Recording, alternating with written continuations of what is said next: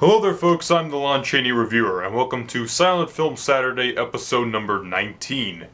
This episode, and as well as episode number 20, was voted by you guys. The fans voted for this episode to happen. It's actually going to be two episodes, 19 and 20, because it's a double DVD, Outside the Law and Shadows. Today I'll be talking about Outside the Law, and then next week I shall be talking about Shadows. Outside the Law was directed by Tod Browning, starring Lon Chaney Sr. But before I get into the film, let's look at this package. A very simple cover here, it's just split up, Outside the Law, Shadows. The back of the cover, 75 minutes for Outside the Law, 68 minutes for Shadows. There's no supplemental content, but it's cool because you got two films. It's a double feature, basically. And two of Chaney's earlier, not early works, but earlier than, say, Phantom of the Opera or The Hunchback of Notre Dame. So it's from Image Entertainment and Black Hawk Films. So that's really cool. Like I said earlier, the film was directed by Tod Browning, who also worked with Chaney on The Wicked Darling. That was their first film together, and that film also had Priscilla Dean, who is the leading lady in this production as well. Outside the Law, you have basically a revenge story where Chaney as the character Black Mike De Silva, wants to frame Priscilla Dean's character and her father because they did something to him in the past. And Priscilla Dean's father used to run a gambling circle, a gambling establishment. But he's learning from this Confucius man, played by a Caucasian actor, about, certain principles, and he should become a better human being. And he's going to become a better human being. However, he was outside during a shooting, which is a pretty nicely shot shootout in the beginning of the film. There's another one towards the end. And he gets shot. However, he gets blamed for the death of a certain officer. And this stirs into motion. Priscilla Dean's character gets less trustworthy of the Confucius ideals and thinks she should turn back to crime. And she goes to Black Mike De Silva and his cohort, sidekick, I guess, Billy. I don't know. And she decides to work with them. And there is a romantic dynamic between her and Billy, because Billy is he's a gangster, but he has kind of like a good heart. Like, later on in the film, you see him fix this little kid's kite, and the little kid plays a big role in the production. The kids like makes them softer characters and makes them more sympathetic, and makes them go, you know what, I shouldn't do crime. And it's a bit obvious, but it works for the sake of the story, in my opinion. What really makes this film are the few appearances of Chaney. Chaney plays two characters here, like I said, Black Mike De Silva, and he plays a Chinese character.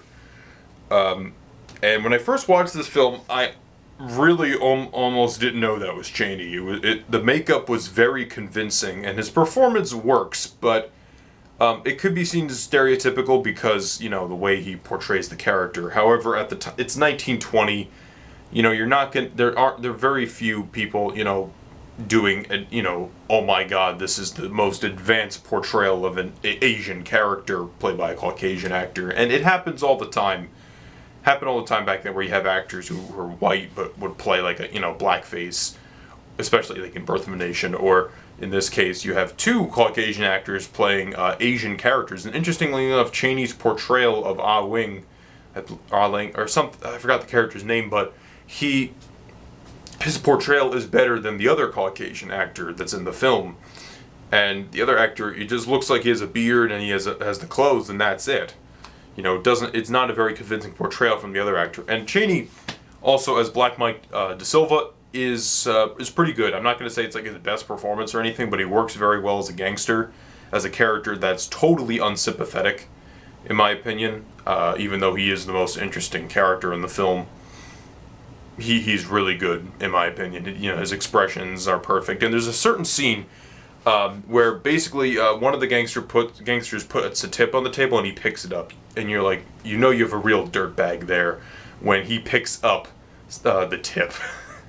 It's a very little piece of business, but it works to develop the character is totally cruel and heartless, and there's no hope for this man, which makes you feel better that the guy's arrested later on. Or, whatever. So, I guess I should also talk about the musical score in this film. There is a musical score in this film, and let me just double check who the music's done by. It says featuring orchestral score. It doesn't credit anybody for doing an orchestral score in the film. However, it's a pretty decent score. It's like, establishes like a gangster place, and there's like car sound effects, gunshots, so it works for the film. Would I like a better score? Yes, but it's the best release of the film we have so far, because also we have this release of the film, which is not that great. It's also paired with The Trap, another Chaney film, and I would definitely say just get this edition, because they also include shadows, and this print of Outside the Law is better in essence. In terms of the other performances, well, you have everybody. Not everybody's great in the film. They work. I mainly like the very atmospheric shots where it's established that you're in Chinatown and it's very smoky. And the sets don't look that strong, so makes it look like it's a very backwards area. So like I said, it's a nice look at the earlier part of Chaney's career. 10 years before he passed away. And nice if you're a Tod Browning fan, I definitely would say check it out. It's a decent film. First time I watched it was like 3 years ago. First time I watched it was like 3 years ago when I started really getting into Chaney and silent films and such. And this is one of my first ones that I ever watched. And when I first watched it, I really enjoyed it, but I don't watch it as much. I don't enjoy it as much now because it's not really like. I've seen so many other silent films and other Chaney films that it's not as good, but it works. The only problem is it's just not. It doesn't have a lot of Chaney in the film, unfortunately, and part of that's because this is a 1926 print of the film, because the 1921 version had more content in it, and that version's lost.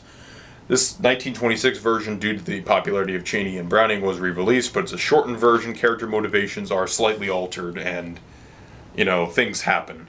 So this is the best release we have of the film so far. Maybe a print of the film will survive. I doubt it, because Universal burned and destroyed a lot of their silent films. So I'll see you guys next week for Silent Film Saturday when I review Shadows. I'm sorry it's such a short review, but there's not a lot to this film, so my comments are rather limited. But hopefully I'll expand upon my thoughts when I review Shadows, which is another film I haven't seen in 3 years, and I look forward to reviewing and analyzing that. I'll see you guys next week.